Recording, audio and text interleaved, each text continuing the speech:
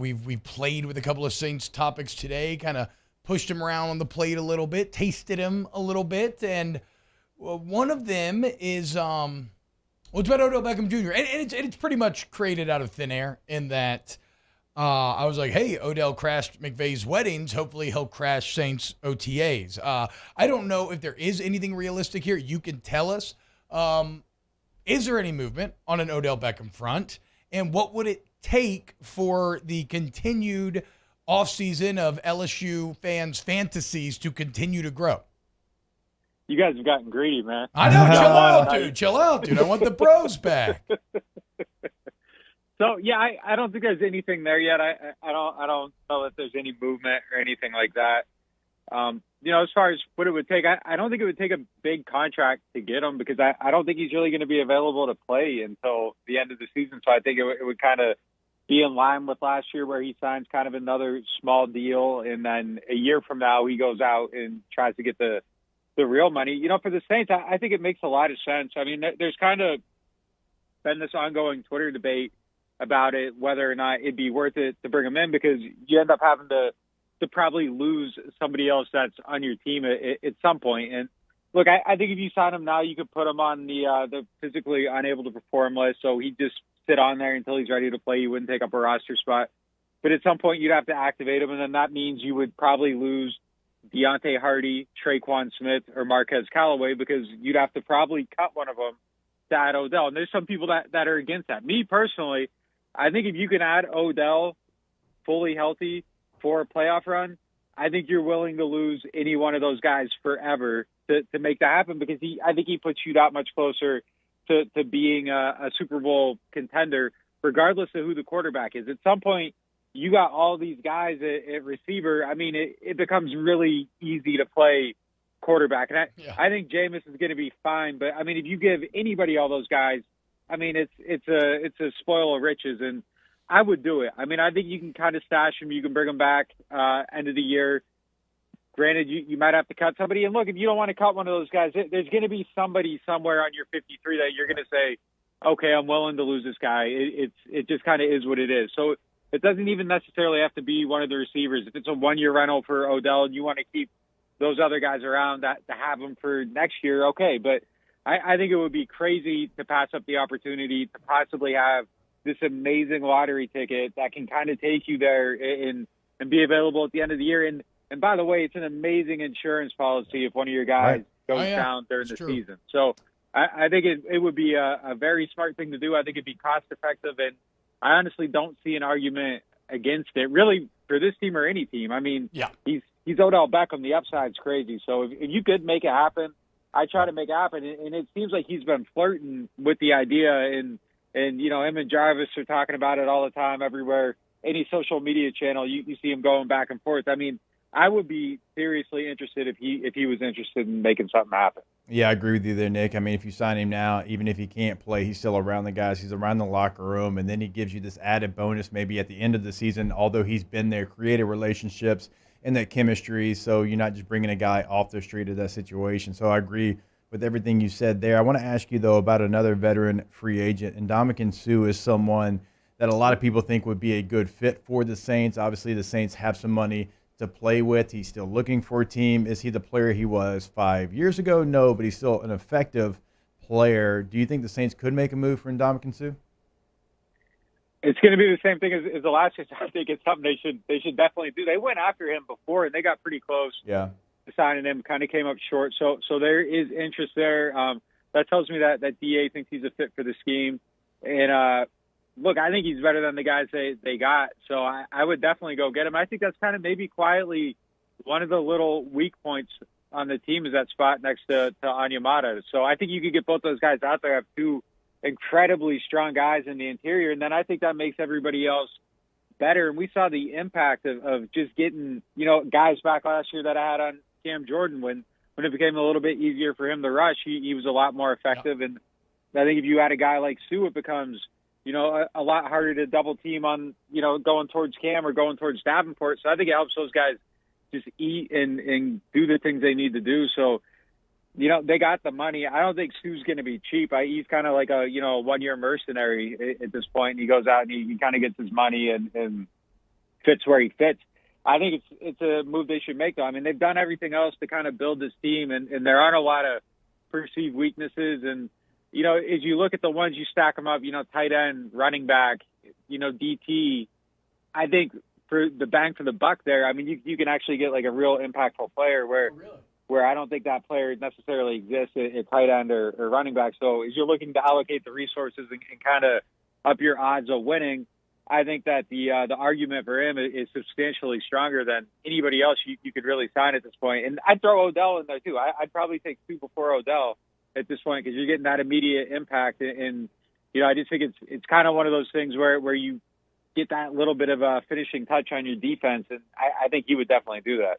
Talking to Nick Underhill at Nick_Underhill on Twitter. NewOrleans.football is a site. Trust me when I say you want to sign up for it if you're a Saints fan. Nick, okay, it's going to be a funny fall in Louisiana football where one of the most important positions, there's going to be some young boys out there. Okay, you got Will Campbell, a true freshman. Looks like he'll start at left tackle for LSU. And you got Trevor Penning, a guy who I think the Saints would hope starts at left tackle, or hopes is good enough to start as a rookie at left tackle. What's been the early returns on Penning through these OTAs? So I think that you can kind of see that there's a learning curve there. Some of the stuff that they're having him do, you just see him, having to drill things a couple times now and then and just kind of picking things up. And, pads aren't out yet. They aren't really blocking. So, like, a full evaluation is pretty tough. I think he moves well. His size stands out.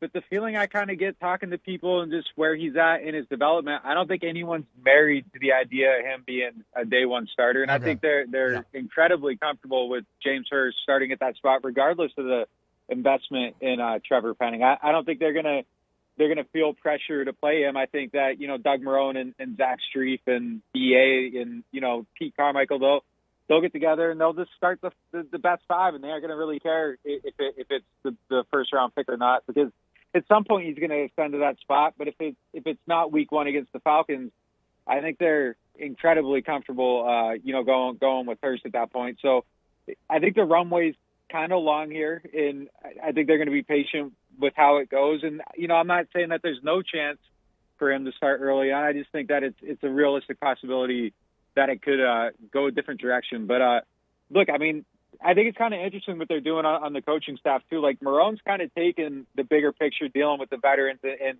they've kind of put Penning in Zach Strief's pocket, and it's going to be Strief's job to develop him, and that's going to be his primary mission this year. And I think he's uniquely cut out for that job, because if you look at his career path, like, he's a guy that just kind of built himself into a viable NFL starter, and he's, a product of hard work, and he had to learn everything, and his technique had to be perfect, and he was never an incredible athlete. And Penning is an incredible athlete, but he needs all those other things to kind of be ready and to get to where he needs to go and to reach his full potential. So I think they've kind of built this out, like, in a really good way to kind of foster development. I think Penning's gonna benefit from that, whereas maybe a guy like Cesar Ruiz didn't, and they weren't necessarily as technical before. And look, even Marrone's like coaching ethos is to take everything back to day one every year. Kind of, you start in OTAs, and here's how you get into a 3-point stance, and they drill those fundamentals from the beginning and build them out from there. So, like, for Cesar Ruiz, I think that gives him a much better chance to reach his potential too. Just the shift in approach and the way they're going about things. So, look, I mean, it's okay if Penning isn't ready for Ruiz. I think the expiration date on patience has arrived, and it's time to be there, and you have to deliver. They can't have 2 of these guys on this long learning curve. Yeah, it's going to be interesting to see how they go, and I think Penning's in a really good spot for his development. You mentioned Ruiz, and I know you have an entire piece on this. You think Marrone, because I don't know, man. Sometimes these young players are thrust into positions, and I feel like we make these very declarative statements, whereas, like, okay, my buddy Joe, good friend, played in the NFL for 8 years, and I think going there like 9 or whatever, but like going into year 6, I remember talking to him, and he was like, "Oh, I finally learned football this year. Like, I finally got it." Like, so I mean, do we judge too early? And is there hope that Marrone and Ruiz, that he can get him to first round caliber? We do judge too early. I mean, it's just kind of, we talk about things as they happen in real time, and that's just kind of the nature of it. I think the issue is like when people get married to those takes and they won't change their opinion in the face of new evidence. And you know, I think that's just an unintelligent way to talk about things. So, I mean, I'm not like at a conclusion really ever on anybody, but I do think that there's a few things with Ruiz. Like, first of all, it's fair to say that he was thrust into unfair circumstances. I don't think that you have to feel bad for him, and I don't think that that's an excuse, but I think it's fair to say that okay, he came in, there were no OTAs 2 years in a row, and like that stuff matters. I mean, OTAs is where you go through the fundamentals and all that. Like in the season when they're preparing to play, you know, Aaron Donald and how to stop him, like nobody's taking Cesar Ruiz aside and being like, you know, here's how you counter this combo move by this defensive tackle or something like that. Like nobody's doing that kind of stuff, and that stuff happens in OTAs. By the time you get to camp and everything, it's like, here's the install, here's how you do this, here's full speed ahead. So, like, if you need coaching, you got to have those periods, and he didn't have that. He's having it for the first time in his career now. So, I mean, I think that there's a chance that he gets better. I mean, I don't think that we're at a point anymore with him, though, that, like, you give him the benefit of doubt. It's just kind of now, like, all right, man, you got to prove it. Like, if everybody's wrong about you, go out there, show us, and we'll change the conversation. But, yeah, I mean, I think there's still a chance. I think, you know, coaching matters. You know, we can't talk about like all these coaching staffs and the hires and is DA the right guy or not, and then act like in the case of Cesar Ruiz, like where, you know, okay, this coach has no chance of reaching him. I think Marrone, like if anybody, I think that having this guy that's probably extremely overqualified to be an offensive line coach is you know, probably Cesar's best chance of figuring things out. And I think getting Strief into a role where he's empowered maybe a little bit more to impart his knowledge is beneficial to him as well. So, you know, I think if it's going to happen for him, this is probably the setup, but like it does actually have to happen now. I don't think we're at a point anymore where it's just like, you know, we'll see. Like, nah, like you got to go show it now. Hey, Nick, completely independent of Odell, I want to ask you about a receiver that you named a little while ago. And I'm talking about Marquez Callaway. So all jokes aside, he was the leading receiver on the team last year, a team that had a winning record. I don't think you do that if you're a scrub. And I'll read your stuff. A lot of the times you had him in the 3-up section. He helped the Saints win some games last year, including the one against the Commanders and the one against the Bucs where he played really good. I really believe that going against the team's third best cornerbacks, he could be really good on this specific team. So completely independent of other receivers, how do you feel about Marquez Callaway going into 2022? Yes, that's how you ask a question to set up every point you wanted to make. That was beautiful, Mario. Nick, your response. I want to hear it. I agree with him. I mean, I think him being the number 3 guy is probably a good spot for him. And again, like as he said, like he was in a very tough situation. He was matched up against guys that he probably should never be matched up against. And I think if you get some of that coverage off of him, I think that he can do a really good job. And I thought he was getting better as the season went along. Like he was putting up numbers early in the season, and you know, I do feel like his film in that got better as the season progressed, and he started figuring some things out. I think there's some consistency issues, you know, just with the hands and other things that could be a little bit better. But, you know, I think as they get him into a role that can accentuate the things he does well and you play to that, I think it's all going to be highlighted a little bit better. And I do think he's going to be in a much better position to succeed. I think he's definitely a viable player. You know, he's got good size. He can make physical catches. I think that's something that they're going to need. And, you know, I don't think they'll have to ask him to do as much downfield. Like he's not like a fast guy. Like that's kind of like one of the misnomers about him. It's like he made these plays in the preseason down the field, and then people were expecting that, and that just really isn't his game. So I do think that he's going to be a good player for him. What do you have, 698 last year? I mean, that's tough to do for you know, anybody, even when you are kind of like the only guy in the offense and the ball has to come to you. So, yeah, I'm excited to see what he does in a role where he's suited to do the job as opposed to being, you know, 2 or 3 rungs ahead of where he should have been. Talking Nick Underhill at Nick_Underhill on Twitter. Go follow his work. Nick, I asked you about Penning. Let's go to the other big-time pick. What's the early returns on Olave through OTAs? Man, I love watching him just going through drills and just the way he's able to move and carry himself. Like his athleticism is just it's immediately evident. And look, I'll say the same thing about like Alontae Taylor. Like he kind of glides a little bit too, but like Olave, like the juxtaposition between him and the other receivers that are out there, and just how he moves, like you have to look at him. Like it's just Wow. It's just different. So like his fluidity and just, you know, the way he's able to turn, and like he's flying down the field and he doesn't look like he moves fast. He just kind of, you know, it's just like so graceful, and it's a major change kind of from last year, you know, looking at the guys out there, and then you got this guy out there, and he kind of looks like a unicorn a little bit with just the way he's able to move. And then, you know, the football stuff's been pretty good too. I mean, he's you know, he gets down the field easy, he catches everything. There was one play in the last practice, and I think it kind of hits to one of the negatives on the scouting report.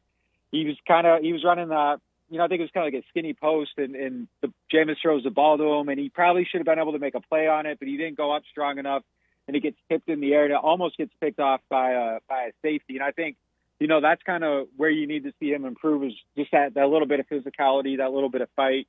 But I think that stuff will come in time. I mean, there'll probably be some that, you know, throughout the year too, because I don't know how much muscle he's going to be able to have between now and the start of the season. But I think long term, that's probably something that they're going to have to address with him, just kind of, you know, his body composition a little bit. But I think he's going to be really, really good. And, you know, as long as Mike and Jarvis are out there, you can kind of keep him affixed to, you know, one of those spots where you don't have to lean on him too much to do all that stuff. So they can, you know, kind of keep him on the outside down the field, and I don't think it'll be an issue. And I think he's going to be really good. And, you know, we talk about like target distribution and stuff. Like, I think there's a reality where his game marries the best with the things that Jameis does well. And I wouldn't be altogether shocked if he's pressing some of these other guys for yardage totals, just because I think those home runs are going to be there for him. And you can kind of, you know, get 5 of Jarvis's receptions in one catch for Olave. So, you know, in terms of yardage. So, I mean, yeah. I just think some of the things he does are gonna suit Jameis's game really, really well. Hell yeah, man. Great insight as always. Nick Underhill, NewOrleans.football is the site. Go sign up today. Very worth it. Nick, thank you so much, man. You have an excellent day. Yeah, guys, take it easy.